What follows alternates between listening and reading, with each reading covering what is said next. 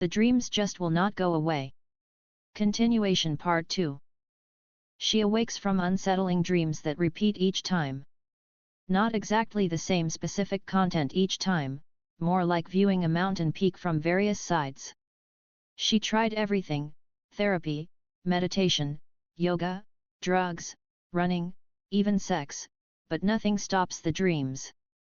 In time she will come to know that she was a child of one then known as Lugalis Sijmal. So, she was and is once again becoming a reawakening daughter of Atlantis. Being a reawakening daughter of Atlantis is not easy, both in this and that life. For she was then also a daughter of privilege, wealth, power, isolation, and worst of all, expectation. Things are different in this life, as she is from a middle-class family in her first year of university and wondering if she will ever have a career or get married and settle down with kids. The troubling thing about reawakening is, who can she talk to about the dreams? Can she realistically talk to her parents, a school counselor, or other class friends? Suddenly feelings about isolation flood forth, matching then and now. She knows that talking about the dreams of being someone from a long ago famous place will not sit well with fundamentalist religious parents who are locked into the idea of one life lived followed by one afterlife forever.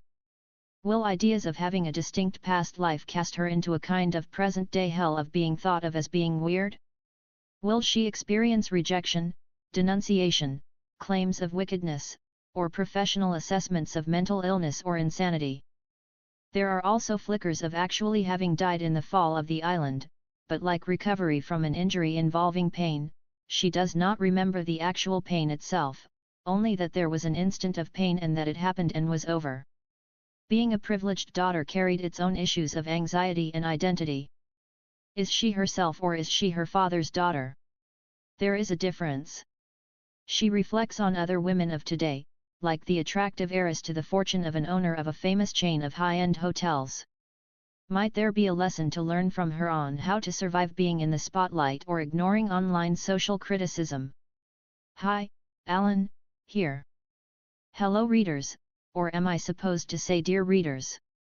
This Daughter of Atlantis series is about another take or view on what happened with the rise and fall of the famous island, another one viewed from a woman's perspective.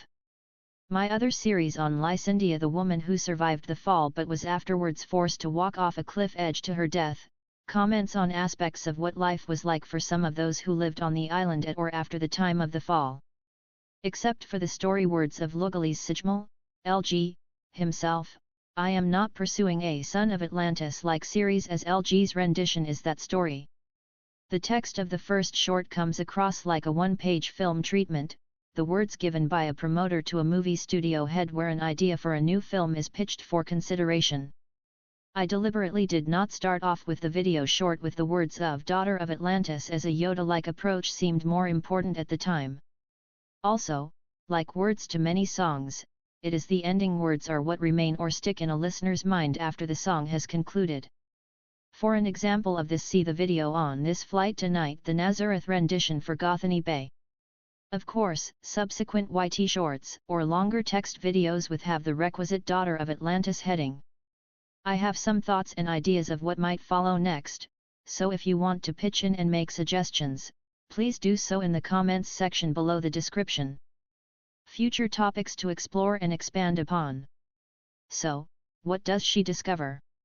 It is a whole new world for her. She touches in with Atlantis energies. She fears of loss over being alone. She wonders if she is going insane. She discovers crystal energies. She connects with past emotional problems. At first, she had to leave her present-day family as they could not cope with what she was reporting. Family ministers throw up their hands in frustration over what to do. In their opinion or assessment, either she is deranged, corrupted by the devil, fallen into sin unforgivable, or led astray, but by what? The first thing she discovers is alienation from many friends and family. They simply cannot manage with what she says she is experiencing. No surprise there. The vast bulk of humanity reject outright the belief in past lives, except for many living in India, but she is not prepared to get up and leave just to go to a country where everything is different. On an astrological view of life, the planet Uranus entered the sign of Gemini on April 24, 2026, remaining there until 2033, and this condition supports new ways of thinking. This is just what she needs. Before incarnating, she picked a family that would give her the experiences she needed to press forward, and that worked for quite a while until it didn't. The important thing for her to recognize is that the choice of birth family actually had real value for her path in life. But childhood family life is not everything. Good to recognize and give thanks for, but life for her is about moving on. So, what does having been in Atlantis have to do with all of this? Well, it comes down to why Atlantis, or more importantly why the family of a twin sister, mother, and a seemingly distant father of some importance. Did she have some special purpose with the twin sister? Was social rank an aspect of all this? In this life there was no special social rank, and the Kirk was all about something much more different.